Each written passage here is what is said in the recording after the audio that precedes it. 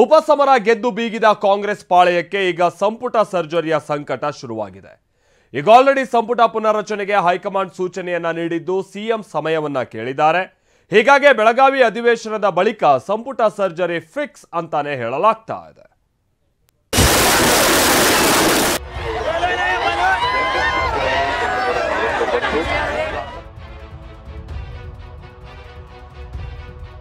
ಮೂರು ಕ್ಷೇತ್ರಗಳ ಉಪಚುನಾವಣೆ ಗೆದ್ದು ಬೀಗಿರೋ ಕಾಂಗ್ರೆಸ್ನಲ್ಲಿ ಈಗ ಸಚಿವ ಸಂಪುಟ ಸರ್ಕಸ್ ಶುರುವಾಗಿದೆ.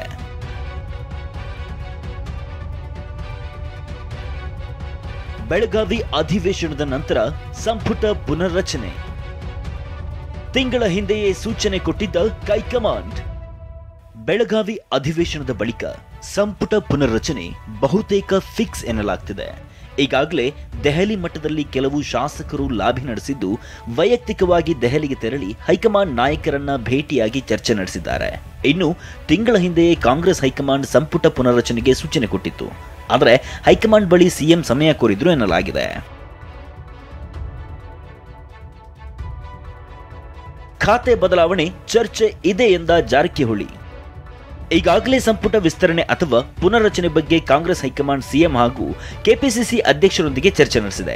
ಈ ಬಗ್ಗೆ ಬೆಂಗಳೂರಿನಲ್ಲಿ ಮಾತನಾಡಿರುವ ಸಚಿವ ಸತೀಶ್ ಜಾರಕಿಹೊಳಿ, ಕೆಲವರ ಖಾತೆ ಬದಲಾವಣೆ ಬಗ್ಗೆ ಚರ್ಚೆ ಇದೆ, ಯಾವಾಗ ಮಾಡ್ತಾರೆ ಅಂತ ಗೊತ್ತಿಲ್ಲ.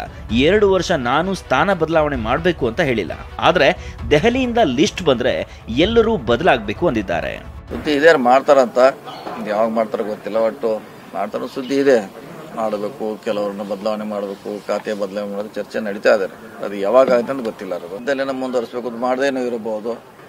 ಮಂತ್ರಿ ಮಂಡಳ ಪುನರ್ರಚನೆ ಮಾಡದೇ ಇರಬಹುದು, ಹೇಳಲಿಕ್ಕಾಗಲ್ಲ. ಡೆಲ್ಲಿಯಿಂದ ಲಿಸ್ಟ್ ಬಂದ್ರೆ ಮುಗಿದೋದ್ ಕತೆ, ಮನೆ ಖಾಲಿ ಮಾಡ್ಕೊಂಡು ಹೋಗೋದಷ್ಟೇ.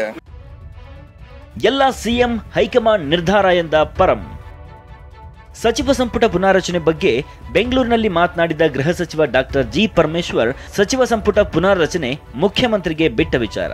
ಹೈಕಮಾಂಡ್ ನಾಯಕರ ಜೊತೆ ಚರ್ಚೆ ಮಾಡಿ ತೀರ್ಮಾನ ತೆಗೆದುಕೊಳ್ಳುತ್ತಾರೆ ಎಂದು ಜಾರಿಕೊಂಡಿದ್ದಾರೆ.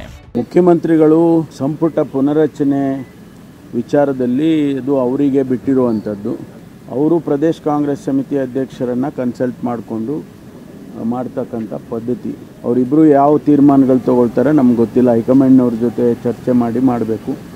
ಅದನ್ನು ಯಾವ ರೀತಿ ಅವರು ಮಾಡ್ತಾರೆ ಅಂತ ಗೊತ್ತಿಲ್ಲ ನಮಗೆ. ಅವರು ಅಧ್ಯಕ್ಷರಿದ್ದಾರೆ, ಅವರೇನು ಮೆಸೇಜ್ಗಳು ಕೊಟ್ಟಿದ್ದಾರೆ ಗೊತ್ತಿಲ್ಲ. ಸಂಪುಟದಲ್ಲಿ ಹೊಸ ಮುಖಗಳಿಗೆ ಮಣೆ ಹಾಕುತ್ತಾ ಸರ್ಕಾರ.